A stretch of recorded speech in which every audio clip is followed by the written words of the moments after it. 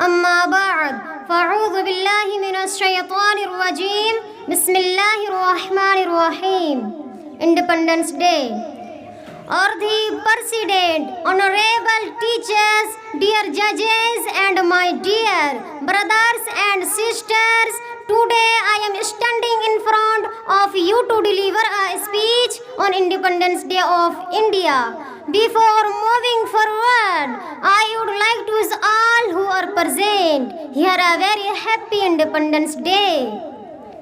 Dear audience, every year on 15th August, Independence Day is celebrated as a national holiday in India when people remember the long phase of our nation's independence from British rule.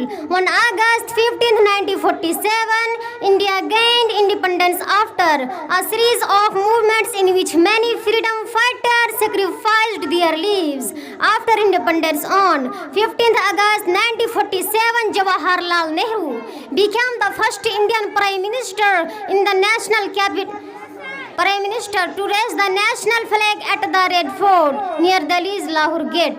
By unfurling the national and singing the national anthem, students, teachers, parents and other individuals come together to Independence Day. The Indian Prime Minister in the national capital New Delhi at Red Fort also hosts our national flag. After that, the salute is given by firing 21 guns and a helicopter soars tricolor flowers on the flag. Dear brothers and sisters, the colors in our flag represent different things.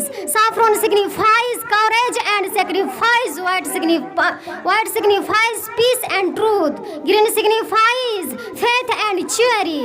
In the center of our flag, there is an Ashok Chakra that contains 24 evenly distributed spikes. We recall the great sacrifices of Bhagat Singh, Sukhdev, Rajguru Gandhi Ji, Maulana Abul Kalam Azad, Ashfaqullah Khan, Dr. Mukhtar Ansari, Sir Syed Ahmad Khan, Dr. Zakir Hussain, Maulvi Abdul Haq, Shah Waliullah, Maulana Sanaullah Amritsari and other daring freedom fighters on this special day for their unforgettable contribution to India's independence. I end my speech from here. Jai Bharat.